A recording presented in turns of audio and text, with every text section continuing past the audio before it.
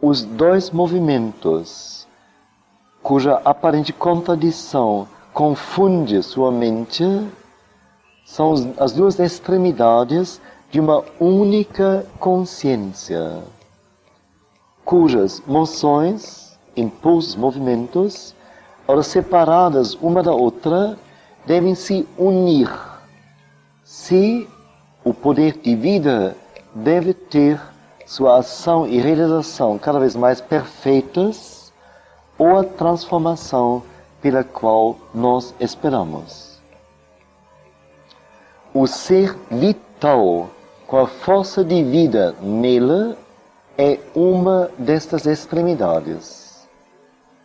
A outra é um poder dinâmico latente da consciência mais alta, através da qual a verdade divina pode agir, tomar posse do vital e de sua força e usá-lo para um propósito maior aqui.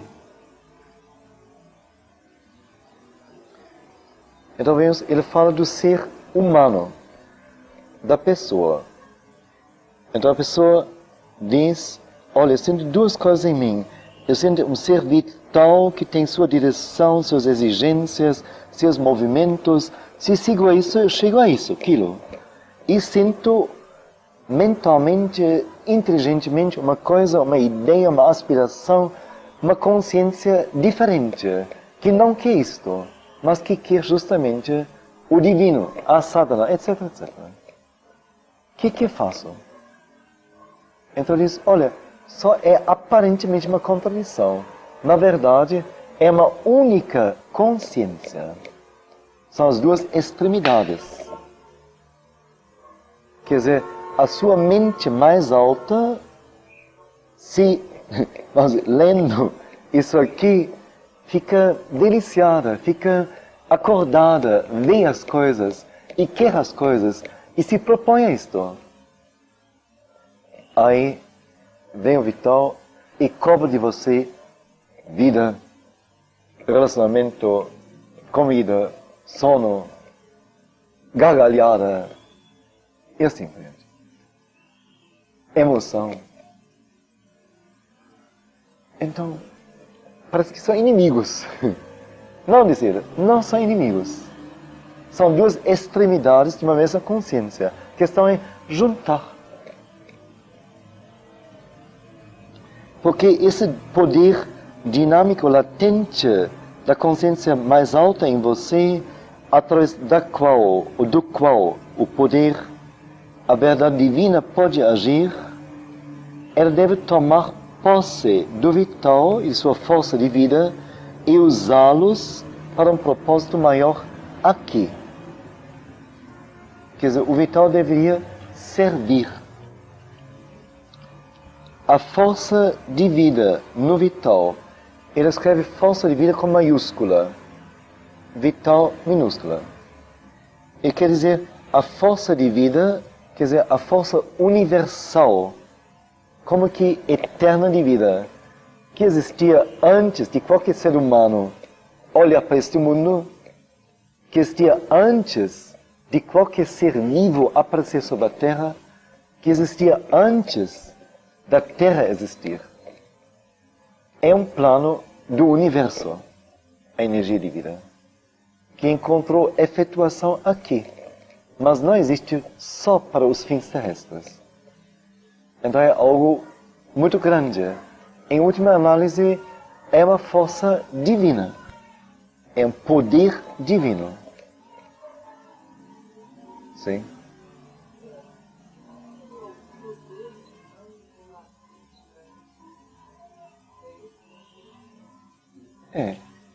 A consciência mais alta em nós, enquanto ela é mente mais alta, mente elevada, é apenas uma percepção de outras realidades. Mas não é já um poder. Então ele diz, olha, não é só uma percepção. Você tem com isso em mãos um poder dinâmico. Ele é latente. Você não sabe usá-lo, mas é um poder. E como trabalhar o vital a partir daí. Então, no nosso vital, tão pequenininho, tão temporário, no vital de cada mosca, de cada flor, de cada coisa, está esta força de vida universal. Então é algo que não é meu, ou dela, ou de você, mas é algo que está depositado em nós, que nós usamos enquanto vivemos. Depois é devolvido. Quando termina a vida.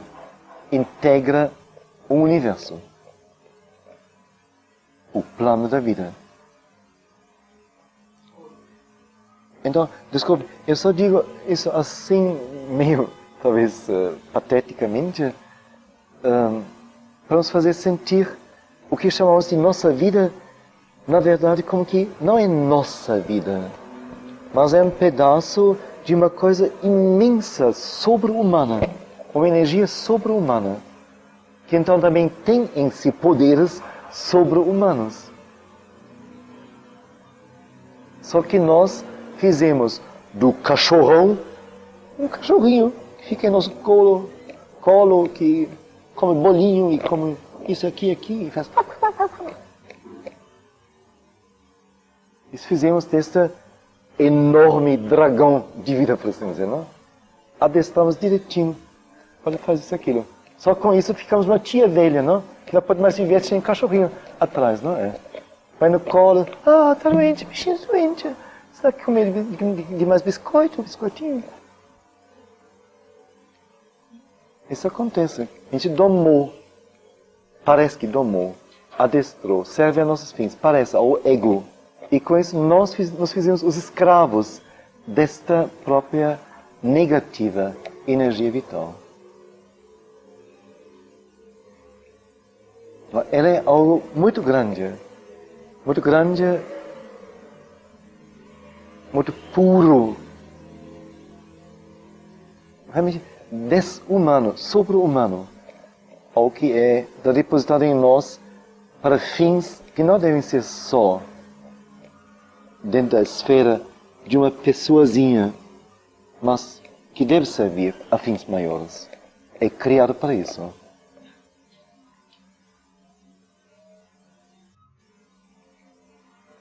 Sim, desculpe. Aqui foi. Se o ego tem energia vital, ele usa como instrumento. Instrumento de quê? O ego você pode se entregar à bebida, pode se entregar ao diabo. Tem pessoas que fazem isso, não é?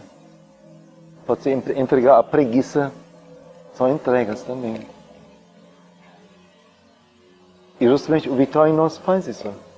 O ego em nós faz isso. Esse tipo de entregas que ele faz. Ele vai explicar depois. Ele diz, com isso está um poder tão grande a nosso dispor, ou em nós, depositado em nós, que nós somos, assim, os seres mais interessantes para forças que querem se realizar no universo, na Terra. Tanto forças divinas, quanto forças adversas. E então, quem não tiver consciência, muita consciência, ele vai ser joguete de forças adversas, possivelmente. Ou para quem não tiver muita disciplina, muito discernimento, ora vai servir uma coisa boa, divina talvez, e ora vai servir uma coisa suja.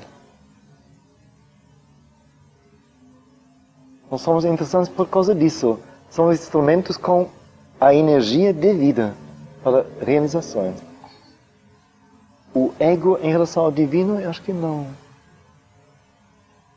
Mas ele tem essa energia vital, né? Ele? Não. Tem o ego mental, que talvez seja mais forte.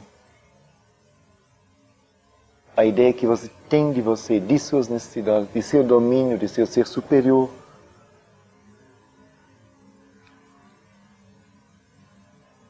É uma mistura, parece, não? Talvez um apoio complete o outro. Então a força de vida no vital é um instrumento indispensável para toda ação do poder divino sobre o mundo material e sobre a natureza física. Aí está tudo dito. Então, se o divino quer agir sobre o mundo material, não interior, sobre o mundo material e sobre a natureza física, ele precisa, como intermediário e meio de realização, do vital.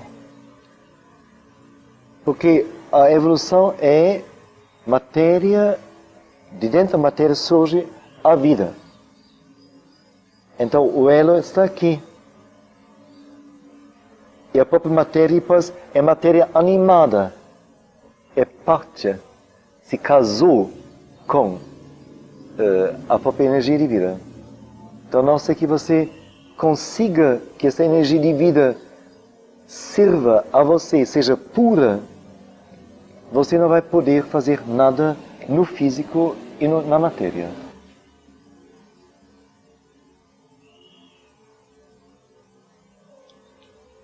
É, portanto, somente quando este vital é transformado e feito um instrumento puro e forte da força de consciência divina que pode haver uma vida divina.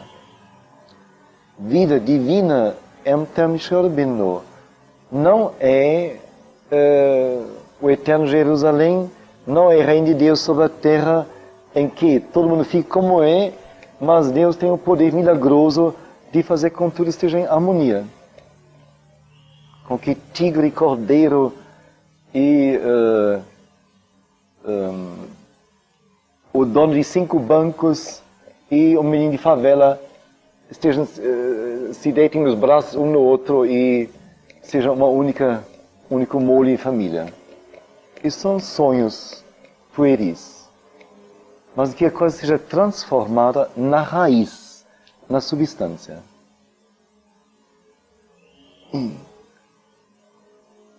Então isso seria uma vida divina quando nossa própria substância celular, energética, tudo que somos, corresponder ou responder à luz divina, ou ao intento divino. Não que sejamos bonecos estúpidos, diferentes de um manobrador divino de bonecos. Isso eu acho totalmente desinteressante. E desistiria da vida se isso é para ser alcançado. Não me proporia não esse jogo.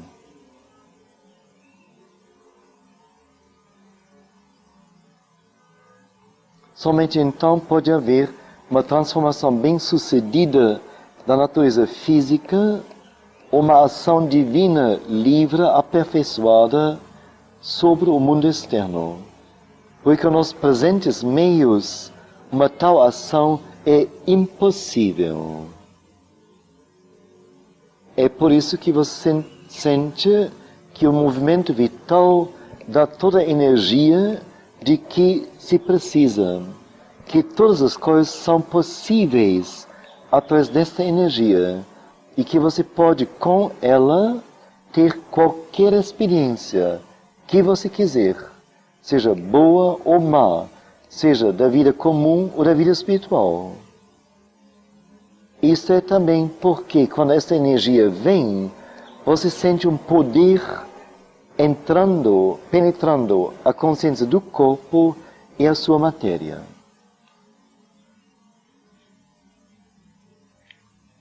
Uma maneira muito poderosa, muito forte, que ela apoia, afirma a força, o poder da energia de vida aqui, a necessidade dela.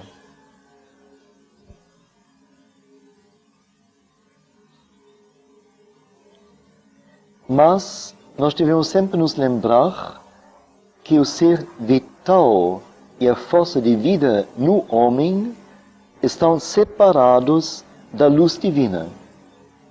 E, assim separados, são um instrumento para qualquer poder que possa se apoderar deles, iluminado ou obscuro, divino ou não divino. Comumente a energia vital serve os movimentos comuns obscuros ou semiconscientes da mente humana e da vida humana, suas ideias, interesses, paixões e desejos normais.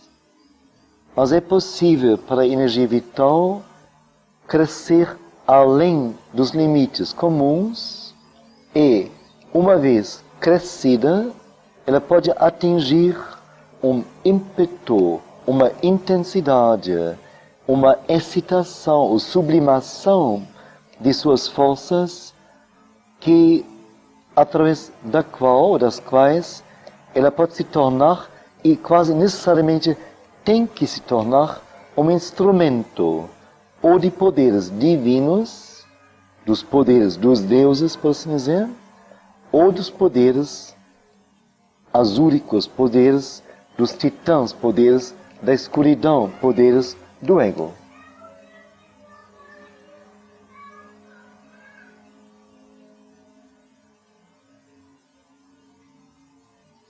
Ou, se não houver nenhum controle central estabelecido na natureza, a sua ação pode ser uma mistura confusa desses opostos, uma oscilação inconsequente, servindo ora a um, ora ao outro. Então não basta que você tenha em você uma grande energia vital agindo. Ela deve ser colocada em contato com a consciência mais alta. Ela deve ser entregue ao controle verdadeiro. Ela deve ser colocada sob o governo do divino.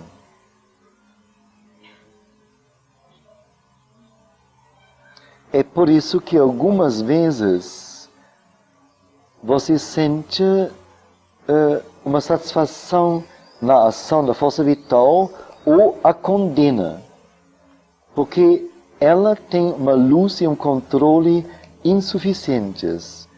E ela é casada, por natureza, ao movimento ignorante não divino.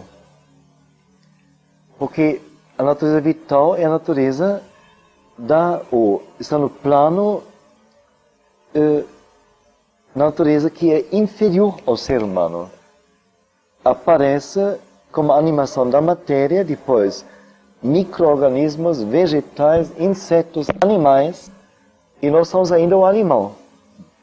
E a natureza, a energia vital em nós serve ainda aos fins animais, os mesmos aos quais serve nos animais. Mas tem então esse funcionamento, órgãos, não há distinção.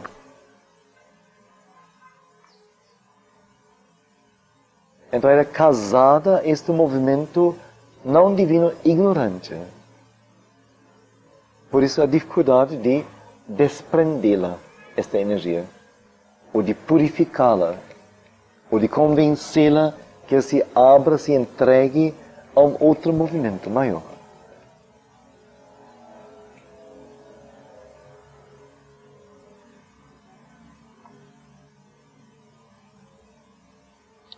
A energia vital por si mesma não leva a canto algum.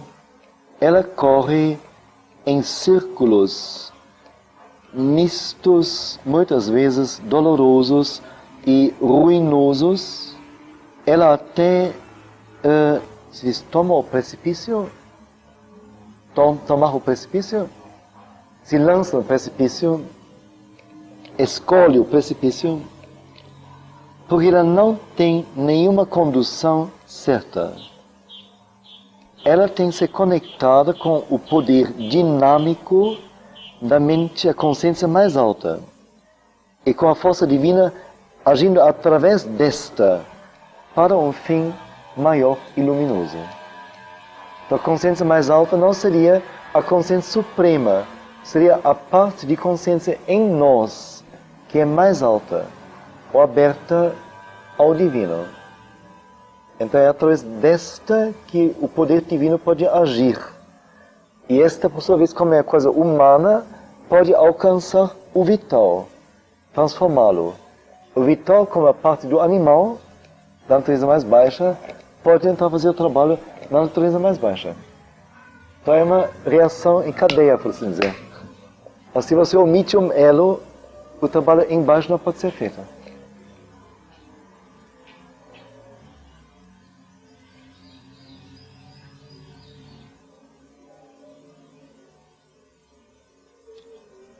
Há dois movimentos necessários para que esta conexão seja estabelecida. Um movimento é para cima, ascensório. O vital se eleva para se unir com a consciência mais alta e para mergulhar-se, fundir-se com a luz e para mergulhar no impulso de uma força mais alta. O outro movimento é para baixo. O vital permanece silencioso, tranquilizado, puro, vazio dos movimentos comuns, aguardando até que o poder dinâmico de cima desça para dentro dele, o transforma em seu si verdadeiro e oriente seus movimentos com conhecimento e também com poder. Leia mais uma vez. Há dois movimentos necessários para que a conexão entre consciência mais alta e vital seja estabelecida. Um movimento é para cima. Ora, é interessante ouvirmos, é o vital que se eleva. Então não seria, vamos dizer, a simples aspiração psíquica ou a prece. A não ser que seja uma prece tipo bhakti, que é a prece em que o sentir, o sentimento, a emoção, o movimento, o engajamento vital seja forte. Mas realmente, isso poderia naturalmente elevar o vital, sem dúvida.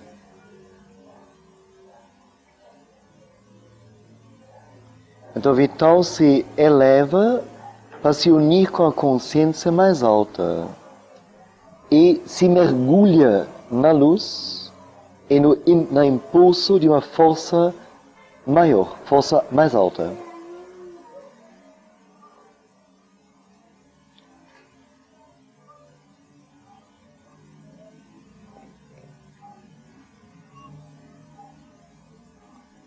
Estou pensando como... por exemplo, se tento sempre assim ver as coisas em termos concretos para a gente ter meios, não?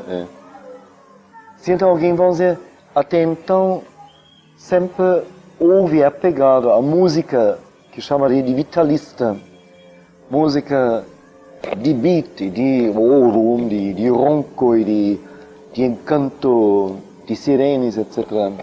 Então, se ele se dispor a ouvir a música, vamos dizer agora, música, ouvir mesmo, não sei, Bach, ou Mozart, ou Bartók, ou não sei o quê. Que é música onde a mente, uma mente de muita inteligência, de muita capacidade, fez um trabalho formidável de formação e ordenou qualquer partícula de energia vital, dando forma a isso. E concretando tudo isso numa grande ideia e forma. Isso seria, para quem só vegeta nisso aqui, sem forma e sem perceber nada, seria talvez uma experiência muito forte, caso ele consiga. Porque normalmente quem se mergulha lá acha ocioso, acha difícil. É uma arte muito difícil esta. E rapidamente recai para as outras coisas. Mas simbolicamente é isto. E talvez não só simbolicamente. Se alguém conseguir esta passagem, esta transição, isso significa uma coisa, óbvio. Óbvio.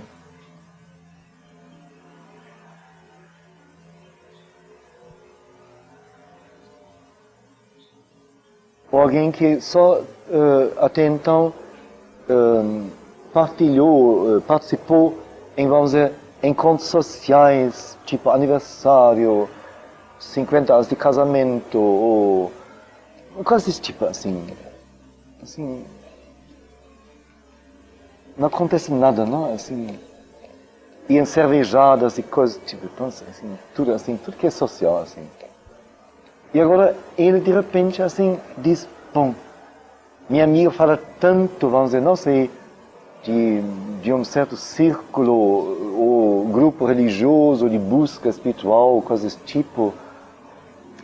Então vou lá, então vai ser assim, maquiadora especial, no vestido especial, salto alto, então vai lá, aparecer lá e vai sentar. E eu vi aquela palestra, aquela coisa, não é? Ela naquele momento está mergulhando dentro de uma outra luz. Alguma coisa chamou, ela atendeu, não tenha dúvida. A questão toda é se ela vai conseguir atender a isto mais frequentemente e com que suportar isto.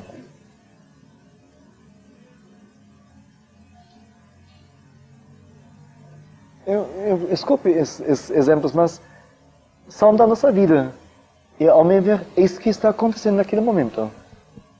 Agora, se a pessoa realmente consegue ficar e aderir a isto, aí depende de muitos pontos, não é? Na maioria das vezes não acontece, não é? A pessoa volta diretamente para trás e fica naquilo que ela sempre já cultivou, que todo mundo faz.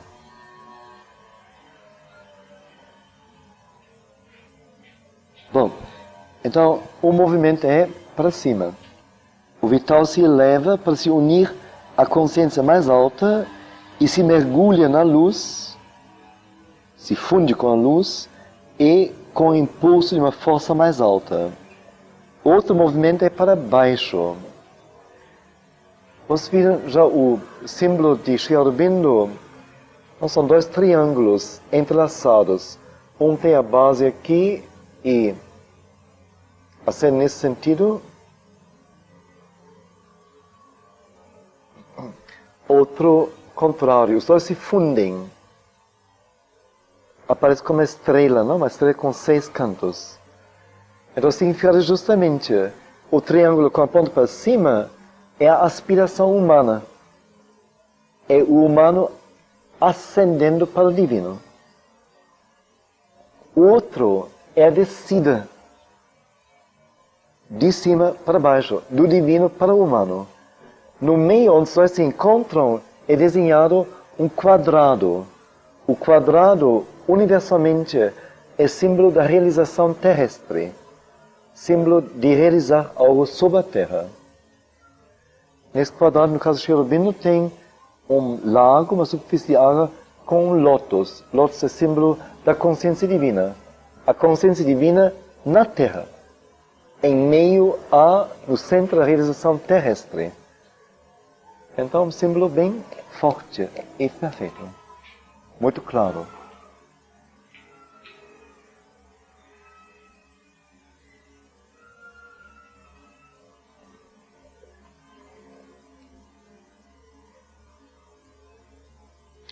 O vital, então, quando o movimento vai para baixo de cima, o vital permanece silencioso, tranquilizado, puro, vazio dos movimentos comuns, aguardando até que o poder dinâmico de cima desça para dentro dele, transforme-o em seu si verdadeiro e oriente seus movimentos tanto com conhecimento quanto com poder.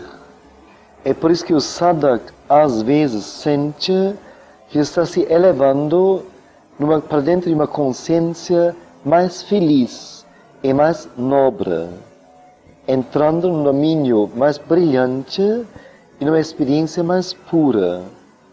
Mas algumas vezes, pelo contrário, sente a necessidade de retornar para dentro do vital, fazer a sua sadhana lá e trazer para baixo, para dentro dele, a consciência verdadeira.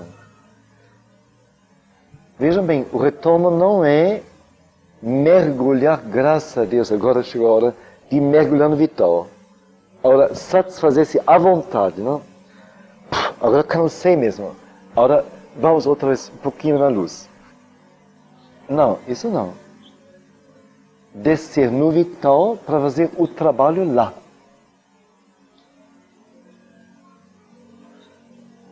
Quer dizer, limpá-lo, ordená-lo, conhecê-lo, educá-lo, transformá-lo.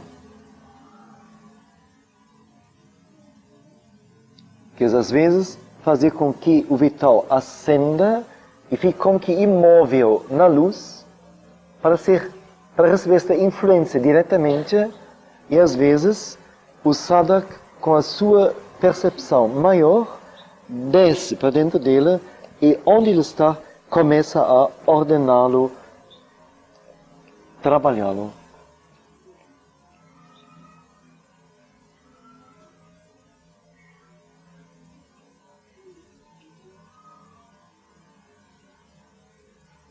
Não há nenhuma contradição real entre os dois movimentos.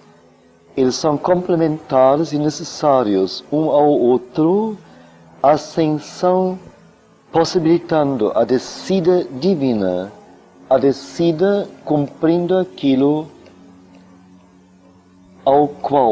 a que a ascensão aspira e que ela torna inevitável.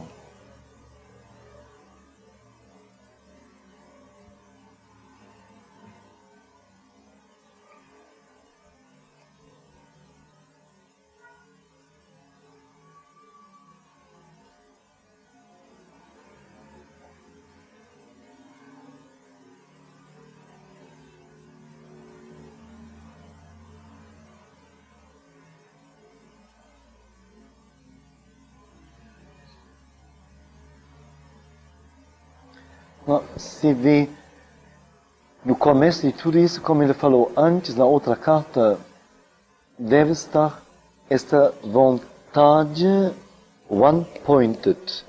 One-point quer dizer concentrada em um ponto só.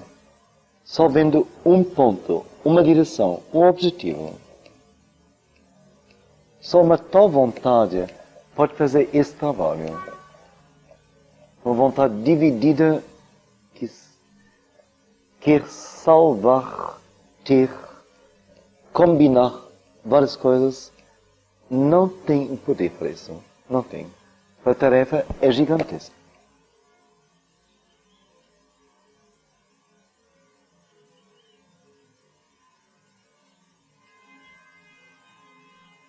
Se a gente lê isso aqui, vamos dizer, é mais para mostrar, para dar uma ideia. Eu acho que a gente nem teve ideia do tipo de trabalho a ser feito. Não sei a ser feito por alguém que escolhe trabalhar nesse sentido. Isso não é a escolha de todo mundo, e não pode ser realmente. E não precisa ser. É outra. O fascinante em tudo isso aqui é sempre a gente vê que é a própria gente. Isso são partes nossas, isso é a nossa natureza. E secretamente em cada um de nós tem o desejo, existe o desejo de se aperfeiçoar, de se conhecer, de se ter, de se possuir. Isso é inato. Inato. A questão é só, vamos, como que é a intensidade com que se empreende essa busca.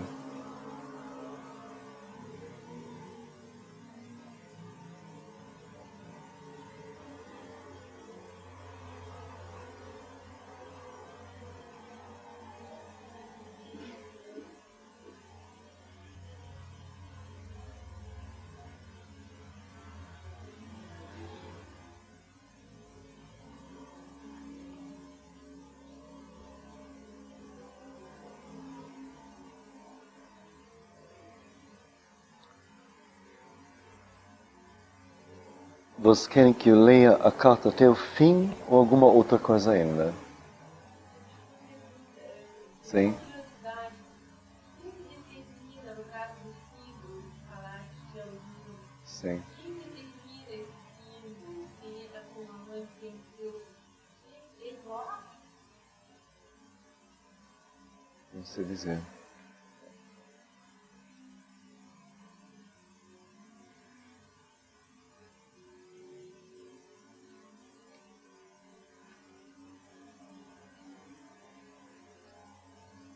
Não sei dizer. Não li isso em lugar algum. Sobre o surgimento dos símbolos, não sei dizer.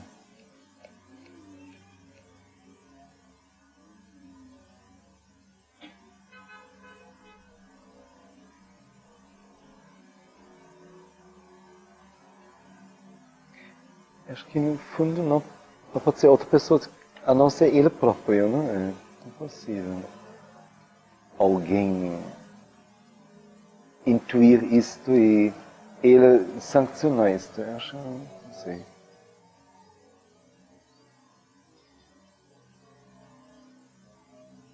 Mas efetivamente não sei dizer.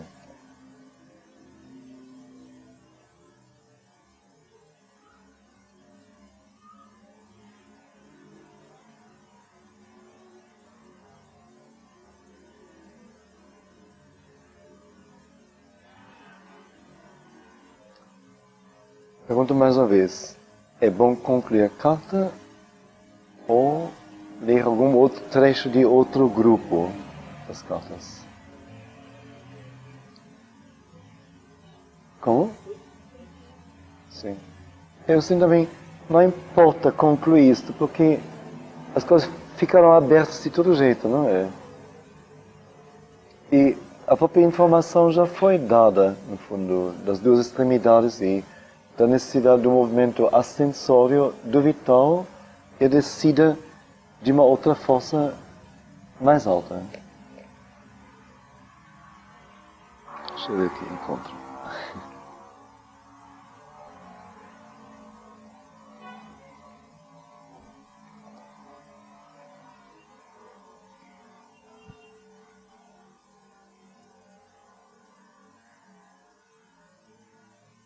Não, isso é interessante.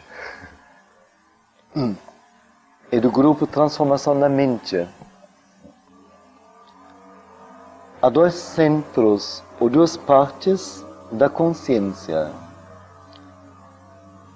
Um centro é um testemunho e observa.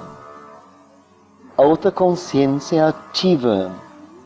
E essa consciência ativa que você sentiu descer fundo para dentro do ser vital. Então, aí encaixou. Sim. Há dois centros ou partes da consciência. Um centro é um testemunho e observa. A outra consciência é ativa. Esta consciência ativa que você sentiu descer fundo para dentro do ser vital. Se sua mente não se tivesse tornado ativa, você não teria sabido para onde ela foi e o que ela... Qual foi o seu propósito ou sua experiência lá. Quando há uma experiência, você não deveria começar a pensar sobre ela. Por isso não tem nenhuma utilidade, é somente paralisa a experiência. Você deveria ficar silencioso, observar, deixar a experiência ir até seu próprio fim.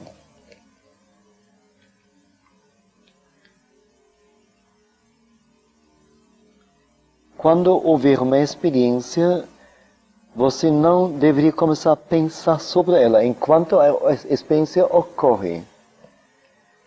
Por isso não tem nenhuma utilidade e somente paralisa a experiência.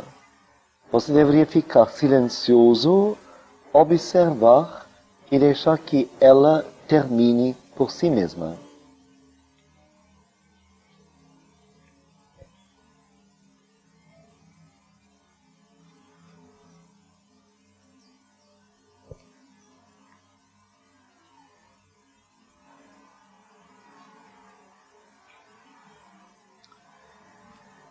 Há dois tipos de entendimento. Compreensão, talvez melhor. Compreensão pelo intelecto e compreensão pela consciência. Desculpe, compreensão pelo intelecto e compreensão na consciência. É bom ter o primeiro, se ele for acurado, preciso. Mas ele não é indispensável. Ou ela, a compreensão intelectual. Compreender pela consciência vem se houver fé e abertura, embora isto possa vir somente gradualmente e através de passos de experiência. Mas eu vi pessoas sem educação, sem intelectualidade, compreender desta maneira perfeitamente bem o curso do yoga em si, enquanto intelectuais cometem enormes erros. Por exemplo, tomam uma quietude mental neutra por paz espiritual e se recusam a sair disto a fim de avançar ainda. Não precisa do intelecto. Embora seja bom ter o intelecto caso for preciso. Certo? Por isso então ele diz, a mente pensante tem que aprender como silenciar-se totalmente. É somente então que o verdadeiro conhecimento pode vir. A mente pensante tem que aprender a como se silenciar totalmente. É somente então que o verdadeiro conhecimento pode vir. E justamente hoje em dia, a coisa é quase sempre, as pessoas leem 1000 livros, não? 1000 livros sobre yoga, espiritualidade, coisas desse tipo, e religião, e depois começam a falar em termos altos e, assim, se sentem e se dizem e se comportam como espiritualizados. A mente é muito ágil, é muito pronta para dar coberturas, enfeitar a pessoa à vontade. Mas, desse jeito, a coisa não vai.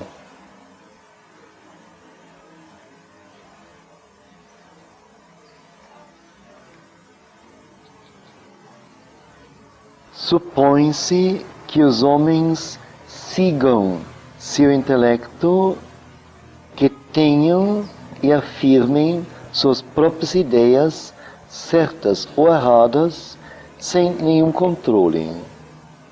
O intelecto, disse, é o instrumento mais alto do homem, e ele deve pensar e agir de acordo com suas ideias.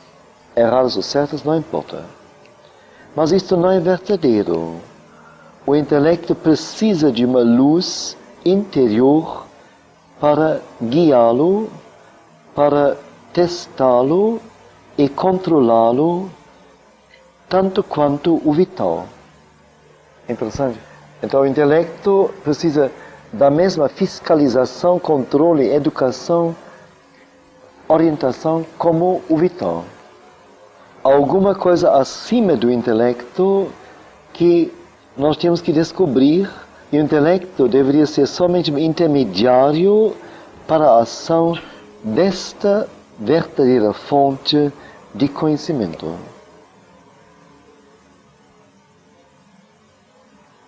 Quer dizer, o intelecto parece o papel de traduzir uma linguagem, talvez sem palavras e sem ideias mentais, um conhecimento em termos mentais compreensíveis pelos homens da nossa época. Esse mesmo conhecimento, talvez, 100 anos depois, se formularia de outra maneira. Atividades intelectuais não são parte do ser interior. O intelecto é a mente externa. O intelecto pode ser um obstáculo tão grande quanto vital quando ele escolhe preferir as suas próprias construções à verdade. No entanto, ter um intelecto desenvolvido é sempre de boa ajuda, se a pessoa consegue iluminá-lo de cima e voltá-lo para um uso divino.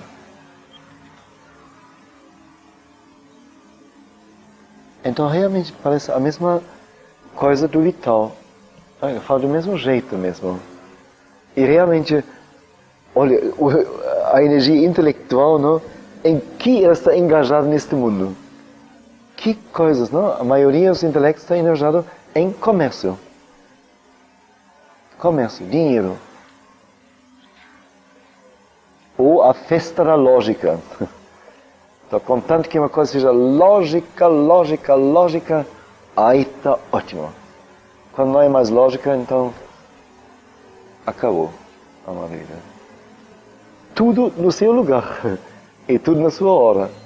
Mas o domínio destas coisas não tem razão de ser. É prejudicial.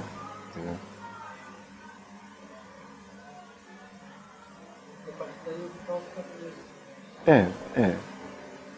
Tem como que uma autossatisfação nisto. E como parece interessante, mas parece que cada parte nossa tem a tendência de dominar. Então, o vital quer dominar. O intelecto quer dominar. E um ego que tem um bom intelecto, olha, é um ego de muito poder mesmo. Mas a maioria das pessoas não tem um bom intelecto. Então, quem sabe falar, argumentar, cortar o fio, provar que a coisa é assim, então fica de boca aberta, não pode fazer nada. Da mente física com o intelecto, em outros termos também que eu não sei, a mente material e a mente certa.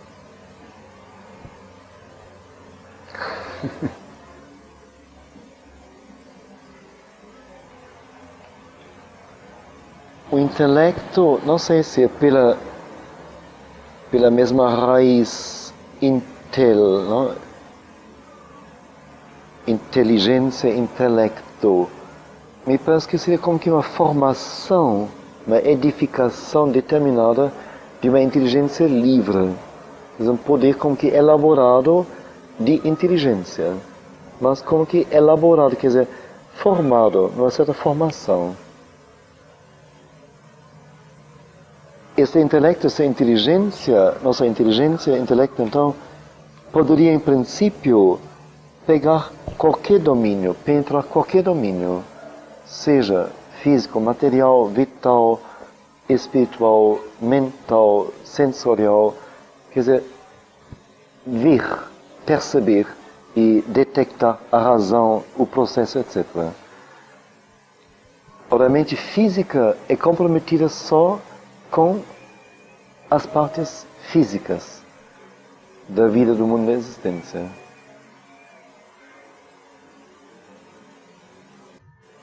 A mente material, possivelmente, vamos dizer, a física, ela zelaria, corresponderia ou se identificaria com todas as formações físicas que existem.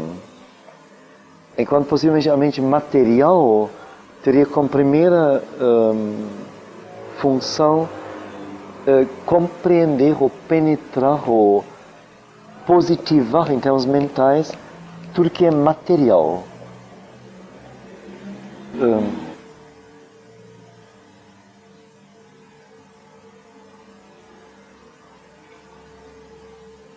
Então, se eu digo a parte material do universo, então é como que dizendo, se eu agora junto tudo que é matéria e boto numa balança, ou num saco, ou numa bacia, tem a parte material do universo. Quer dizer, esta matéria, enquanto é matéria apenas. Se eu digo a parte física do universo, aí eu vejo tudo que foi formado da matéria. Montanhas, lagos, rios,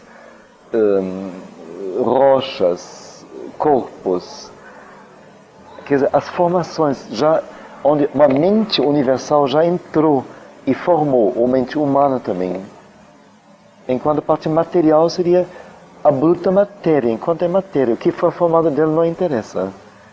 Então, como que me parece, a mente material seria engajada nesse sentido, de apenas avaliar a qualidade de material, de ser matéria.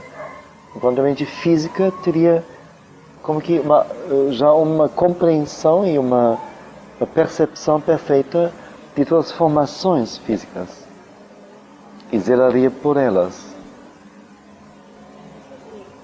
Em termos práticos, não que tivesse, por exemplo, a mente física era a mente ocupada com a mente física se ocupada com alimento, dinheiro, né, coisas físicas, e a mente material então Não, parece que você disse seria a mente material mesmo. é a mente material, né?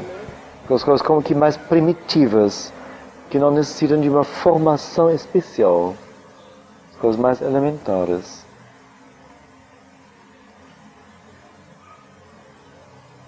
A mente física, vamos dizer, por exemplo,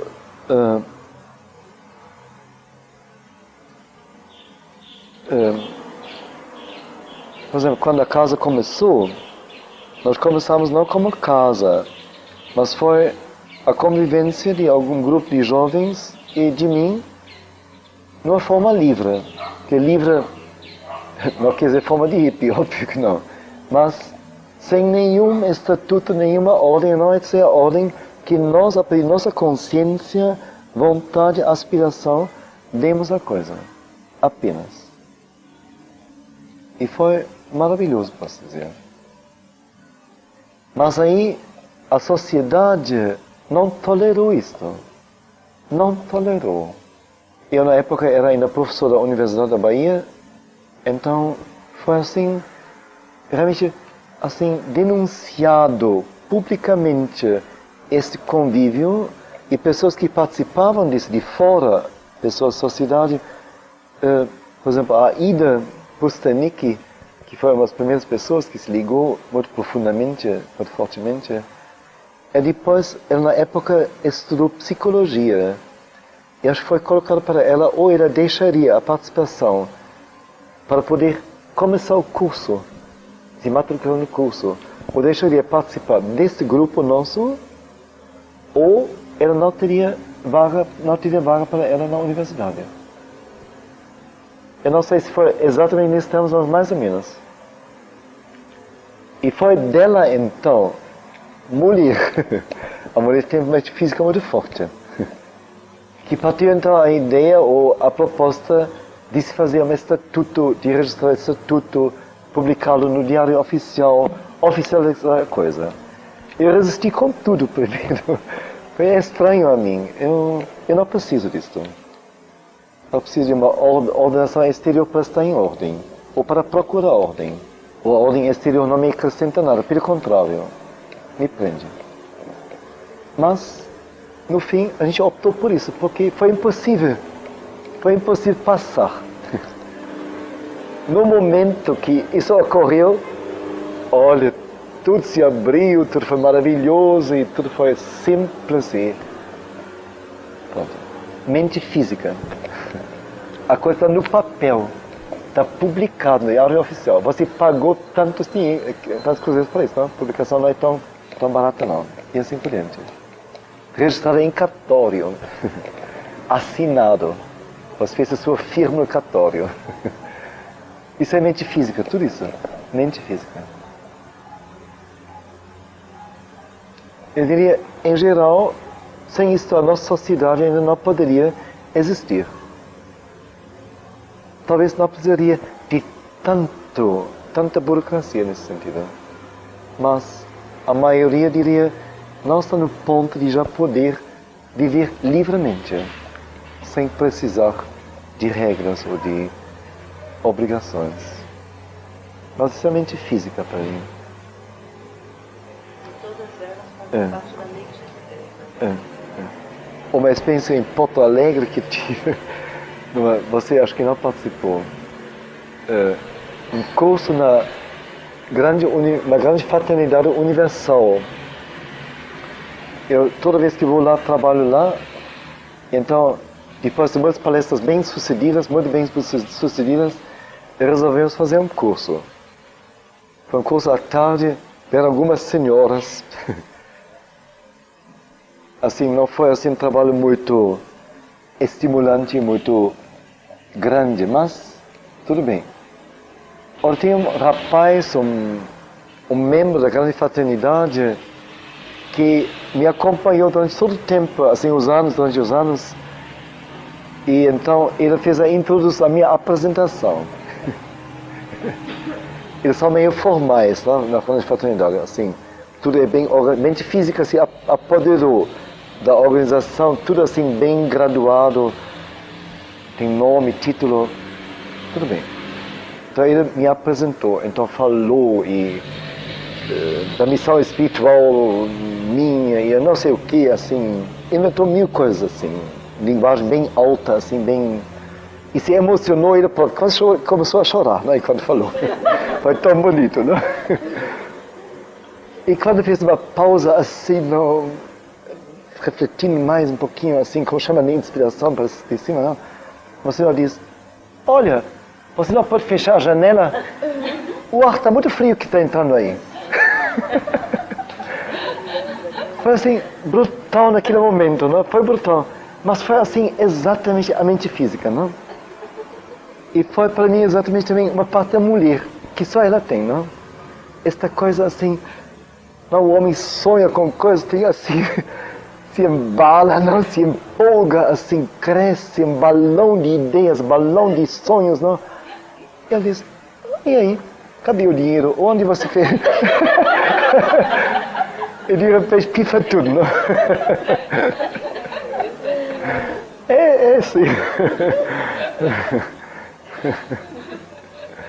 É assim. Bom.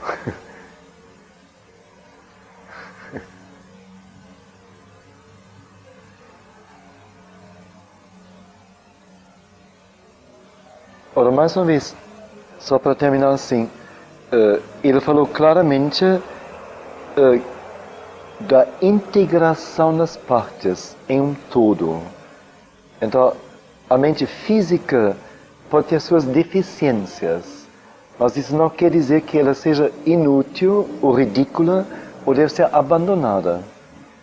Ela é para este nosso mundo que é físico, natureza física, indispensável, totalmente. Indispensável. Mas ele deveria estar no devido lugar. Aí está tudo. E a mente mais alta, cadê ela? Onde está esse pássaro? Está por cima do telhado ainda, não? Nem voar ainda aqui, por baixo dela. Aí está a coisa que a gente, como que exclusivamente, só ocupa um nível. E nem pensa em elaborar o outro, ou outros níveis. Por isso aí está a coisa, a questão toda. Mas em geral eu digo, óbvio que... Agora, como as duas depois devem se combinar e harmoniosamente se completar, isso é uma questão individual, acho. Justamente da integração da personalidade, não é? Olha, já está chamando. Já está cantando.